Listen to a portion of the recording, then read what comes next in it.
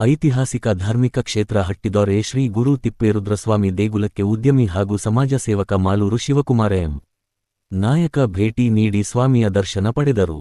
ಒಳಮಠ ಮತ್ತು ಹೊರಮಠಗಳಿಗೆ ಭೇಟಿ ನೀಡಿ ವಿಶೇಷ ಪೂಜೆ ಸಲ್ಲಿಸಿದ ಅವರು, ನಂತರ ಸುದ್ದಿಗಾರರೊಂದಿಗೆ ಮಾತನಾಡಿ, ಕಾಯಕಯೋಗಿ ಶ್ರೀ ಗುರು ತಿಪ್ಪೇರುದ್ರಸ್ವಾಮಿಯ ಪರಮ ಭಕ್ತನಾಗಿ ಆಶೀರ್ವಾದ ಪಡೆಯಲು ಬಂದಿದ್ದೇನೆ. ಕ್ಷೇತ್ರದ ಜನತೆ ಹಾಗೂ ಮುಖಂಡರ ಆಶೀರ್ವಾದದೊಂದಿಗೆ ಮುಂದಿನ ದಿನಗಳಲ್ಲಿ ಮೊಳಕಾಲ್ಮೂರು ಕ್ಷೇತ್ರದ ಅಭಿವೃದ್ಧಿಗೆ ಶ್ರಮಿಸುತ್ತೇನೆ ಎಂದು ಭರವಸೆ ನೀಡಿದರು. ಬಳಿಕ ಹೋಬಳಿಯ ಮಲ್ಲೂರಹಳ್ಳಿ ಗ್ರಾಮದಲ್ಲಿ ಮಲ್ಲೂರಹಳ್ಳಿ ಸ್ಪೋರ್ಟ್ಸ್ ಕ್ಲಬ್ ಆಯೋಜಿಸಿದ್ದ ಕ್ರಿಕೆಟ್ ಪಂದ್ಯಾವಳಿಯನ್ನು ವೀಕ್ಷಿಸಿದ ಅವರು, ಕ್ರಿಕೆಟ್ ವಿಶ್ವಪ್ರಸಿದ್ಧ ಕ್ರೀಡೆಯಾಗಿದೆ. ಯುವಕರು ಕ್ರೀಡೆಯಲ್ಲಿ ಸಕ್ರಿಯವಾಗಿ ಭಾಗವಹಿಸಿ ದೇಶಕ್ಕೆ ಹೆಸರು ತಂದುಕೊಡಬೇಕು.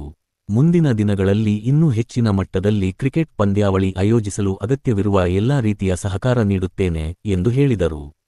ಈ ಸಂದರ್ಭದಲ್ಲಿ ಅಭಿಮಾನಿಗಳು, ಹಿತೈಷಿಗಳು ಹಾಗೂ ವಿವಿಧ ಮುಖಂಡರು ಉಪಸ್ಥಿತರಿದ್ದರು.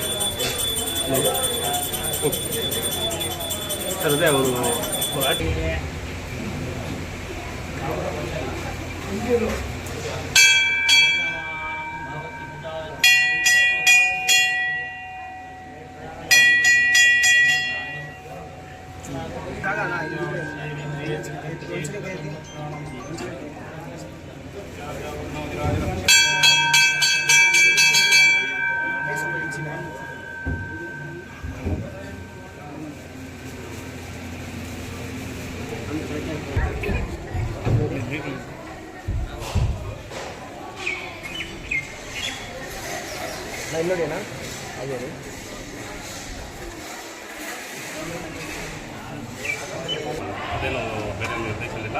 ತಿಪ್ಪೇರುದ್ರಸ್ವಾಮಿ ತುಂಬ ಫೇಮಸ್ ಆಗಿರೋಂಥ ದೇವರಿದು. ಇವರು ಇವತ್ತು ದರ್ಶನ ಪಡೋದಕ್ಕೆ ಬಂದಿದ್ದೀನಿ ಅಷ್ಟೇ. ತುಂಬ ಲಾಸ್ಟ್ ಟೈಮೇ ಬರಬೇಕು ಅಂದ್ಕೊಂಡಿದ್ದೆ. ಸೊ ನನಗೆ ತುಂಬ ದೊಡ್ಡವರೆಲ್ಲ ಆ ದೇವಸ್ಥಾನಕ್ಕೆ ಹೋಗಿ ಬಂದು ಮೊಕ್ಕೊಂಡು ಬನ್ನಿ ಅಂತ ಹೇಳಿದರು ದೇವ್ರಿಗೆ.